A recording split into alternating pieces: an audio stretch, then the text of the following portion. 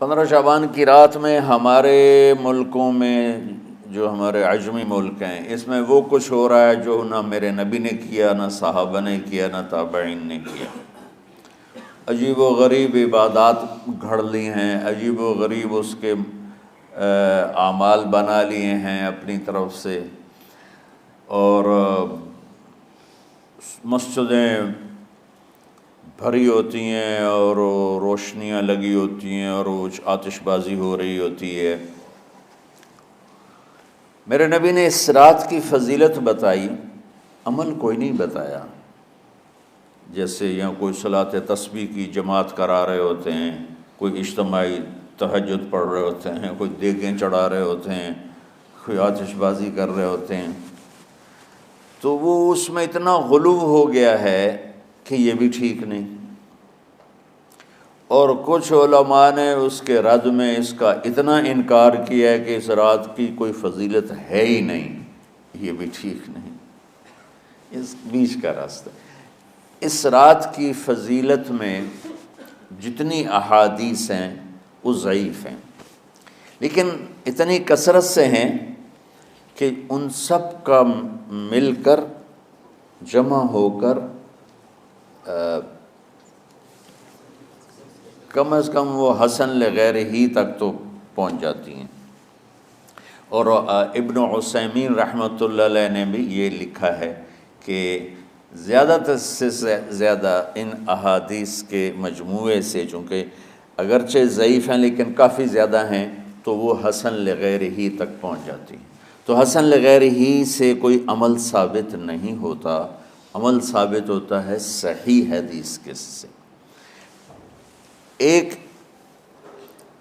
احادیث کی کثرت سے روایات، اور ایک امت کا عمل، کہ امت کا بہت بڑا طبقہ صدیوں سے اس رات کا اہتمام کر رہا ہے، لیکن کچھ عرصہ پہلے تک اہتمام تھا دن میں روزہ رکھنا، رات کو کوئی نوافل پڑھ لینا، کوئی دو چار زیادہ پڑھ لینا، لیکن اب یہ ڈھول تماشے جو اب شروع ہوا ہے، اس کا تو کوئی وجود ہی کوئی نہیں ہے۔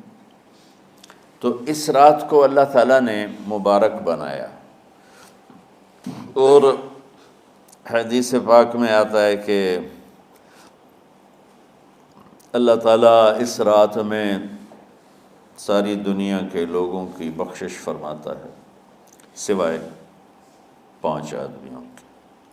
5 کے سوا سب اہل ایمان کی بخشش ہو جاتی۔ مشرک، المشرک،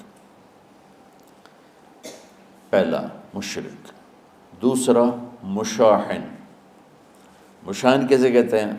دل میں بغض رکھنے والا، کینہ رکھنے والا۔ تیسرا مسبل ازارہ، اپنے پاجامے شلوار چادر کو ٹخنوں سے نیچے تک لے جانے والا، لیکن ایک شرط کے ساتھ کہ وہ تکبر کی وجہ سے ہو، سستی کی وجہ سے ہے، غفلت کی وجہ سے ہے۔ چونکہ جب آپ نے ایک مرتبہ اس کے بارے میں بات کی تو حضرت ابوبکر صدیق نے کہا یا رسول اللہ، میری چادر، عرب چادر باندھتے تھے، جیسے ہمارے پنجاب کا لباس چادر تھا، اب وہ کم ہو گئے۔ ہماری تو بزرگ عورتیں بھی اور مرد بھی سب چادر باندھتے تھے، شلوار کا تو کسی کو پتہ ہی نہیں ہوتا تھا ہمارے بچپن میں۔ یہ تو پھر آہستہ آہستہ جب تعلیم آئی تو شلوار دیہاتوں میں بھی اور شہروں میں عام ہو گئی۔ تو اگر وہ اس لیے لٹکا رہا ہے کہ طبیعت میں تکبر ہے، پھر اس وعید کا وہ حقدار ہے۔ اگر ویسے اس کی نیچے جا رہی ہے تو میرا مالک ایسا، وہ تو ہے ہی رحیم و کریم، ہے ہی رحیم و کریم، ہے ہی رحیم و کریم، صرف شلوار نیچے لٹکانے سے وہ اتنی شدید سزا دے۔ اگر اس کے پیچھے تکبر ہے، پھر ہے، یہ تکبر نہیں ہے تو انشاءاللہ وہ اس سے محفوظ ہوگا۔ تو اپنی چادر کو لٹکانے والا، لیکن بشرط تکبر۔ کتنے ہو گئے؟ عاق لوالدیہ، ماں باپ کا نافرمان، نافرمان ایسا کہ دکھ دینے والا. چھوٹی موٹی اونچ نیچ تو ہر بچے سے ہو جاتی ہے، نہیں، جن نے والدین کو ٹکڑے ٹکڑے کر دیا ہو اور ان کو دکھ دے دے دے دے کے ان کا سینہ چیر دیا ہو، چونکہ آپ کہتے ہیں پرزے پرزے کرنا کسی چیز کو، تو اپنے دکھ دے کر اپنی بدتمیزی کے ساتھ اس نے ماں باپ کا دل زخمی کر دیا ہو، ایک یہ نہیں معاف ہوتا. پانچواں، مدمن خمر، مسلسل شراب پینے والا، مستقل جو شراب کا عادی ہو. ان 5 کو مؤخر کر دیا جاتا ہے. معافی نہیں ہونے کا مطلب یہ نہیں کہ اللہ تعالیٰ کبھی معاف نہیں کرے گا. معافی نہ ہونے کا مطلب یہ ہے کہ یہ 5 ایسے گناہ ہیں کہ اس کی وجہ سے بخشش رک جاتی ہے. اگر وہ شرک سے نکل آئے، وہ کینہ سے نکل آئے، وہ تکبر سے نکل آئے، وہ والدین کی نافرمانی سے نکل آئے، شراب چھوڑ دے، تو ان کی بھی بخشش ہو جاتی. جب کوئی توبہ کرے گا فوراً بخشش ہو جائے گی. نہ 15 شعبان کی ضرورت ہے، نہ لیلۃ القدر کی ضرورت ہے، نہ بیت اللہ جانے کے ساتھ توبہ کی شرط ہے. جہاں بھی وہ بیٹھ کے توبہ کرے گا، جس لمحے میں کرے گا، اسی وقت اس کی توبہ قبول ہوگی اور اللہ اس کے پچھلے سارے گناہوں کو معاف فرما دے گا.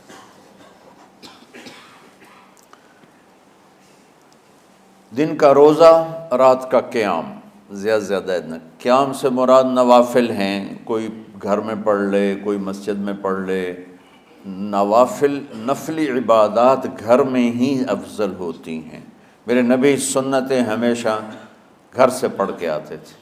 تہجد اپنے گھر میں پڑھتے تھے، مسجد میں نہیں پڑھتے تھے.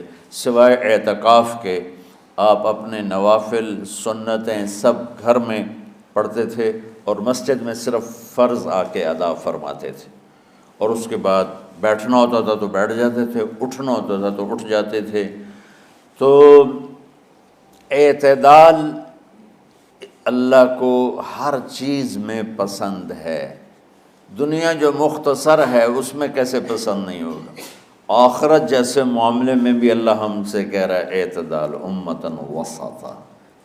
ایسے عیسائیوں کی طرح ترک دنیا بھی نہ کرو، یہودیوں کی طرح دنیا کے پیچھے نہ پڑ جاؤ. رزق حلال بھی کماؤ، اپنے بچوں کو بھی دیکھو، اپنے فرائض کو بھی دیکھو جو دنیاوی ہیں، اور اللہ سے بھی اپنا معاملہ ٹھیک کرو اور درست کرو. بعد کے زمانے میں صحابہ کے بعد سے ہی ایک انتہا پسندی امت میں آئی. ساری رات جاگنا. فلاں بزرگ تھے، وہ رسے سے اپنے بالوں کو باندھ لیتے تھے کہ نماز پڑھتے پڑھتے جب نیند آئے اور جھٹکا لگے تو رسے سے بندھے ہوئے بالوں سے اس جھٹکے سے تکلیف ہو اور ان کی آنکھ کھل جائے اور پھر نفلوں میں شروع ہو جائے. ایک فلاں بزرگ تھے، وہ اپنے آنکھوں میں نمک کا سرما لگاتے تھے تاکہ آنکھیں جل جائیں، اس میں وہ جلن پیدا ہو جائے اور نیند اڑ جائے. یہ ایسے واقعات بھرے پڑے ہیں. فلاں بزرگ تھے، انہوں نے 30 سال عشاء کے وضو سے فجر کی نماز ادا کی. یہ اپنی جگہ پہ بزرگی ہے، لیکن یہ بھائیو یہ دین ہم پیش نہیں کر سکتے.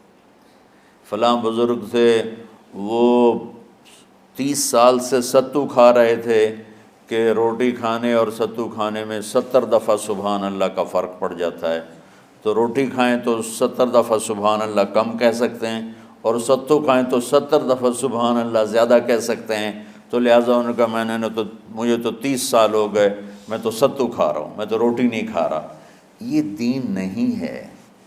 یعنی یہ وہ دین نہیں جو ہم انسانیت کو پیش کر سکیں. یہ تو لوگوں کو دوڑانے والی بات، یہ راہبانیت کی شکل ہے. یہ وہ دین نہیں جو ہم لوگوں کو پیش کریں گے تو وہ کہیں گے واہ واہ واہ واہ کیا دین ہے بھائی، قبول کرو. یہ ایک قسم کا غلو آیا.